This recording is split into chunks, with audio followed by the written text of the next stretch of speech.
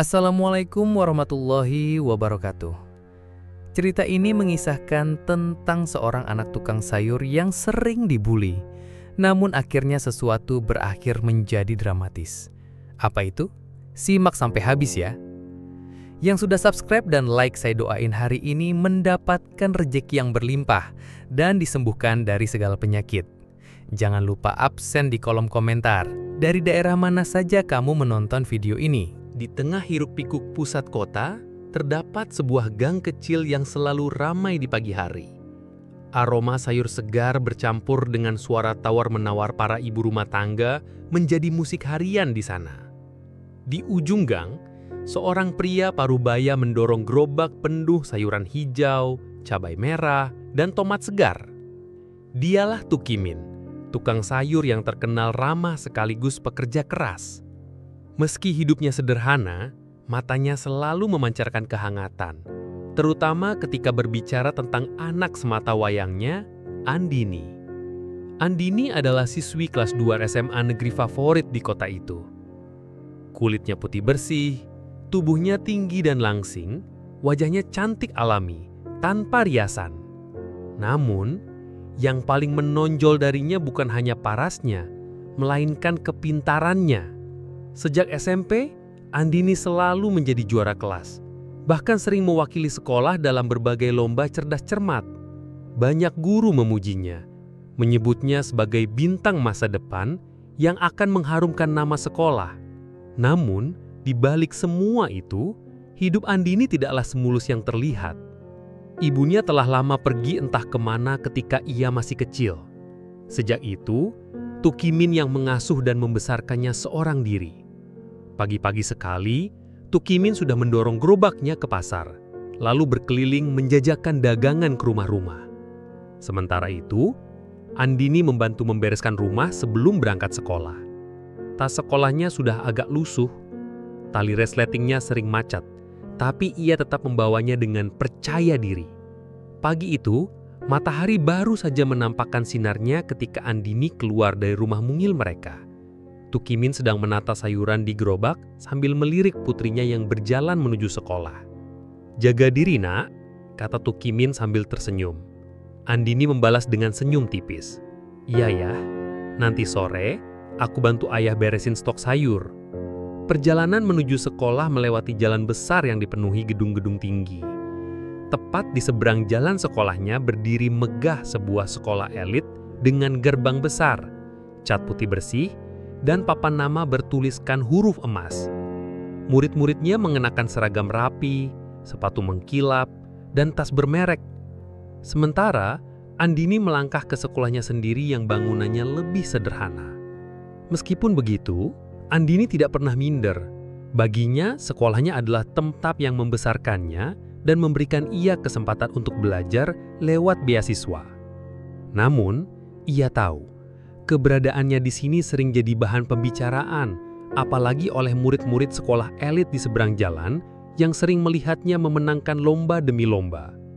Siang itu, di ruang kelas, guru mengumumkan bahwa Andini akan kembali mewakili sekolah dalam lomba cerdas cermat tingkat kota. Teman-teman sekelasnya bertepuk tangan, tapi Andini melihat ada beberapa wajah yang hanya tersenyum sinis. Ia tahu, prestasinya tidak selalu membuat semua orang senang. Ada yang diam-diam merasa iri, bahkan ada yang sengaja menyebarkan cerita bahwa ia terlalu ambisius dan sok pintar. Namun, Andini hanya menunduk dan menatap buku catatannya. Dalam hati ia berjanji, tak peduli seberapa besar orang meremehkannya, ia akan terus melangkah. Karena baginya, masa depan bukan ditentukan oleh asal-usul, melainkan oleh usaha dan tekad yang tak pernah padam. Pagi itu udara terasa segar. Langit biru bersih tanpa awan. Andini berjalan cepat menuju sekolah sambil membawa tas lusuhnya. Rambutnya diikat rapi, wajahnya berseri meski hanya mengenakan bedak tipis dari sisa bedak ibunya yang dulu. Di tangannya tergenggam kotak bekal berisi nasi, tempe goreng, dan sambal buatan ayahnya.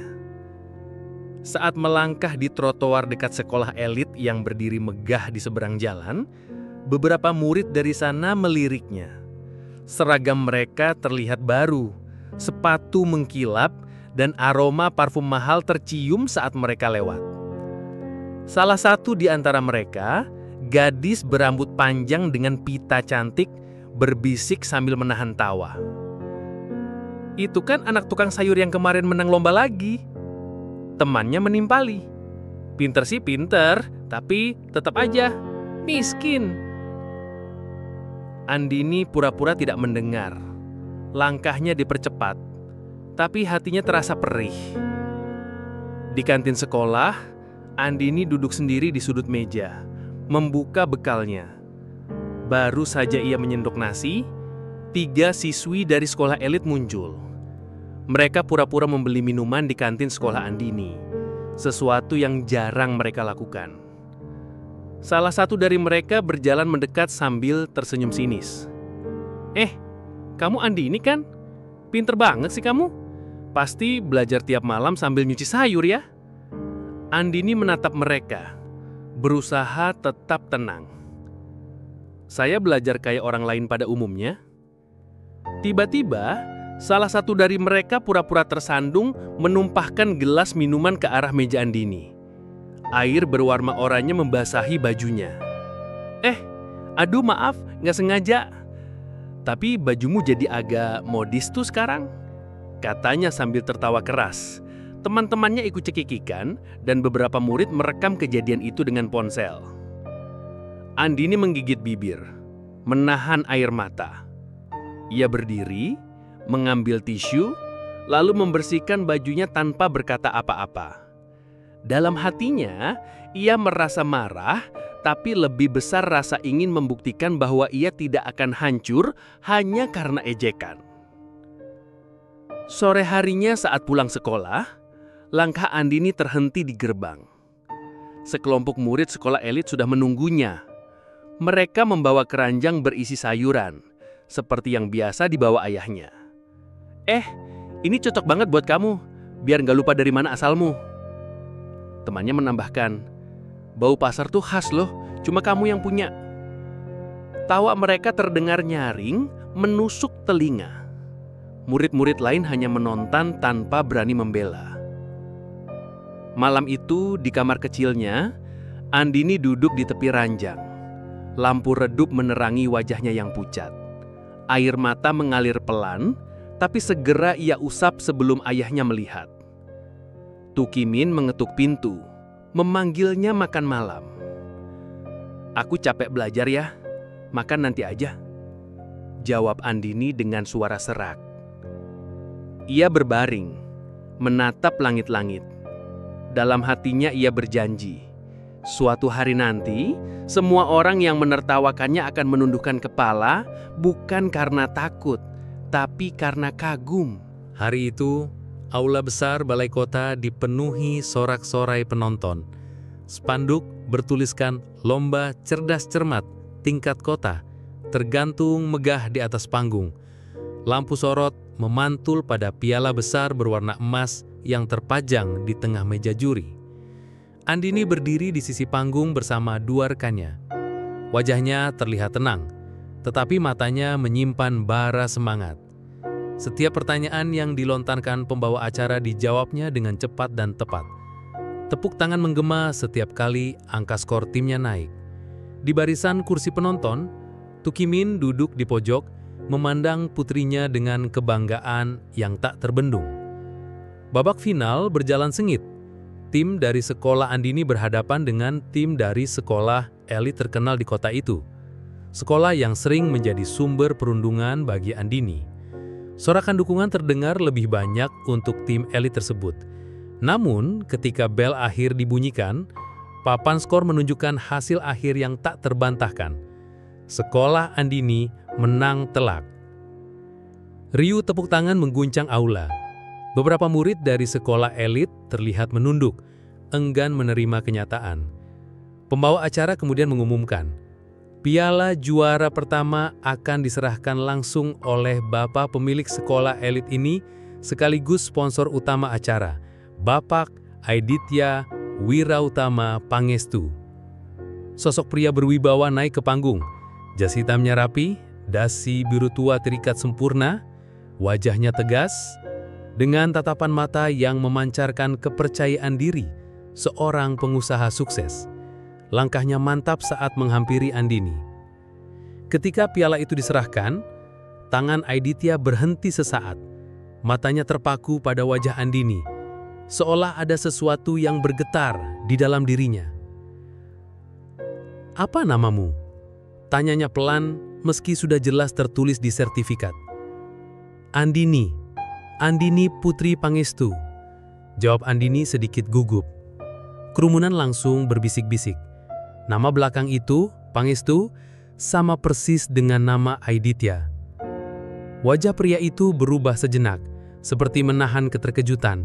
Namun segera ia tersenyum tipis. "Selamat Andini, kamu luar biasa," ucapnya sambil menyerahkan piala.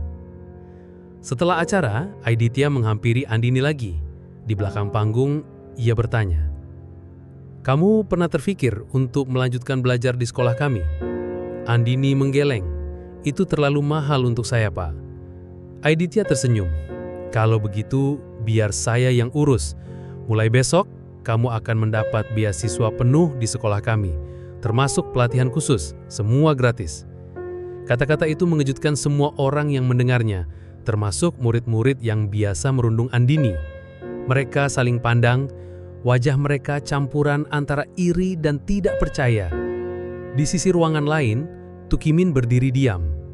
Matanya bergeser dari Aiditya ke Andini, lalu kembali lagi ke Aiditya. Ekspresinya sulit dibaca, seperti sedang menyimpan rahasia yang sudah terlalu lama terkubur. Sejak hari penganugerahan itu, hidup Andini berubah. Nama dan fotonya terpampang di laman berita lokal. Siswi SMA negeri menang lomba, dapat beasiswa di sekolah elit. Bagi sebagian orang, itu adalah kabar membanggakan. Tapi bagi sebagian lainnya, terutama mereka yang dulu merundungnya, berita itu seperti duri di hati. Hari pertama Andini masuk ke sekolah elit tersebut. Semua mata memandangnya. Ada yang kagum, ada pula yang sinis. Seragam barunya terlihat pas di tubuhnya, meski sepatu yang ia pakai masih sepatu lamanya. Di sudut koridor, beberapa siswi yang dulu pernah menumpahkan minuman ke bajunya kini berbisik-bisik. "Gimana bisa sih anak tukang sayur masuk sini? Katanya dia dekat sama Pak Aiditya tuh." Bisik-bisik itu sengaja diucapkan cukup keras untuk sampai ke telinga Andini. Tapi ia memilih diam. Di jam istirahat, seorang guru memanggilnya ke ruang kepala sekolah. Aiditya sudah duduk di sana. Tersenyum sambil mempersilahkan Andini duduk. "Kamu sudah lihat fasilitas sekolah ini?" tanya Aiditya dengan nada hangat. "Belum semua, Pak. Tapi saya senang sekali bisa belajar di sini," jawab Andini sopan. Aiditya menatapnya lama, seolah sedang mengamati setiap detil wajahnya. Ada rasa penasaran yang tidak ia sembunyikan. "Kamu tinggal sama siapa, Andini?" "Sama ayah. Namanya Tukimin, beliau tukang sayur." Mendengar nama itu, Aiditya terdiam beberapa detik. Sorot matanya berubah, seperti mengenang sesuatu yang jauh di masa lalu.